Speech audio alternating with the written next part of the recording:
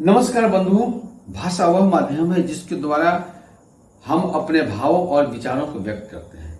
भाषा वह माध्यम है जिसके संरक्षण में सभ्यता और संस्कृति विकसित होती है। भाषा वह माध्यम है जो मनुष्यों को एकता के सूत्र में बांधता है। भाषा वह माध्यम है जिसके द्वारा अपनत्व की भावना जगती है।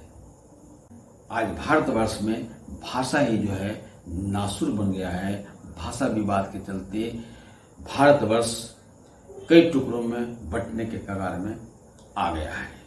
बंधुओं, आज हम डिस्कस करेंगे क्या कारण है, भारत के संविधान निर्माताओं ने कौन सी ऐसी गलती की, भारत के पूर्वजों ने कौन सी ऐसी गलती की जिसके कारण आज भाषा विवाद सबसे खतरनाक रूप धारण कर लिया है। घृणा का माहौल है, झगड़ा झंझट की स्थिति हो गई है। ताजा उदाहरण आपका महाराष्ट्र का है, जहां पर मराठियों ने हिंदी भाषा बोलने वालों के साथ कितना दुर्व्यवहार किया, उन्हें मारा पीटा, उन्हें भगाने की कोशिश किया, उनका बिजनेस को ठप किया। आज स्टार्ट करते हैं। डिस्कशन का यही विषय है, तो हमारे साथ लास्ट तक बने रहें। और अगर पहली बार सामाजिक सुविचार चैनल को देख रहे हैं तो सब्सक्राइब करें और आइकन बेल को अवश्य प्रेस कर दें ताकि सबसे पहले आप तक नोटिफिकेशन पहुंच सके। हम सभी जानते हैं कि विवाद का मूल कारण है हिंदी भाषा को राष्ट्रभाषा के रूप में घोषित करना। तरह से एक व्यक्ति के जिद के कारण भारत दो टुकड़ा में बंटा, उसी तरह से एक दो व्यक्ति के जिद के कारण भारत में हिंदी को राष्ट्रभाषा के रूप में घोषित किया गया।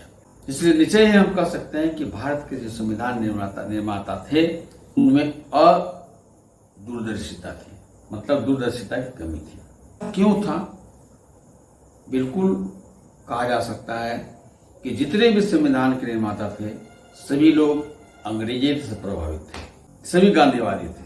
अंग्रेजों ने जिस चाल के तहत भारत को एक दो व्यक्ति को मोहरा बना कर दो टुकड़ों में बांटा, उसी तरह से अंग्रेजों ने यह प्लान बना लिया था, गणित प्लानिंग उनकी थी कि भारतवर्ष को ऐसा विवाद में हम डाल देंगे ताकि भविष्य में भारत दो नहीं कई टुकड़ों में बंट जाए।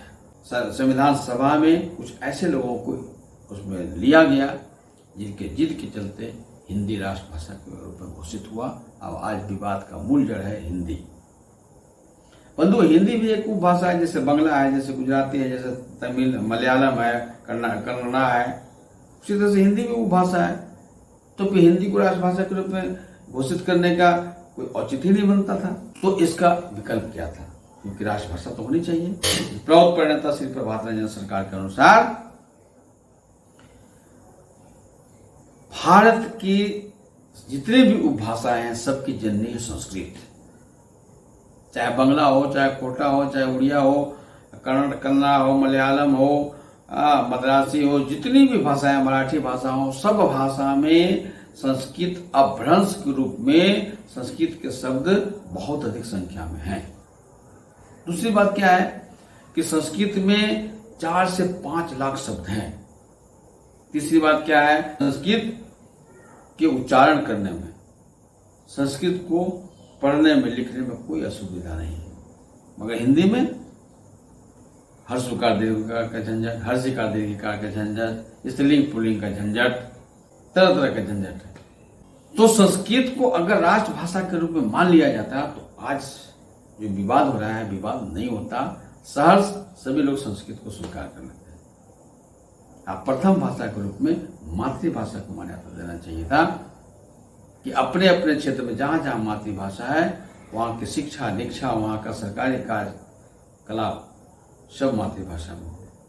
और तृतीय भाषा के रूप में लीग लैंग्वेज के रूप में इंग्लिश। अब दुनिया जो है सो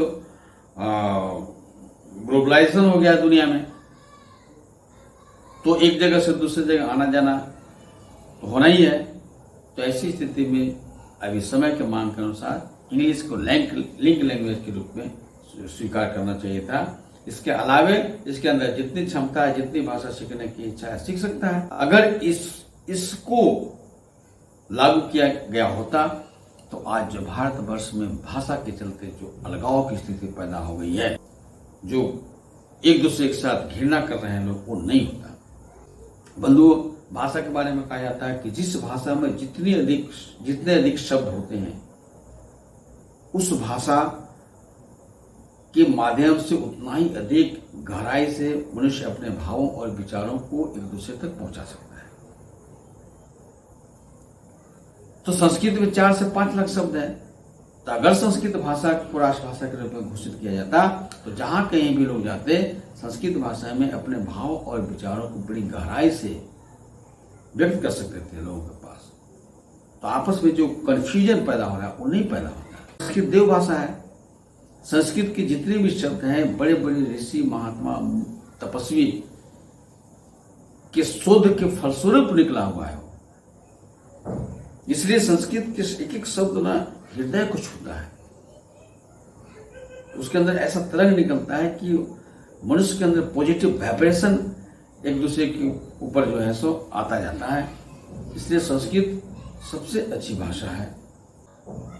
तो बंधुओं अब समझ गए होंगे कि ये भाषा विवाद का मूल कारण क्या है और भाषा विवाद को कैसे दूर किया जा सकता है।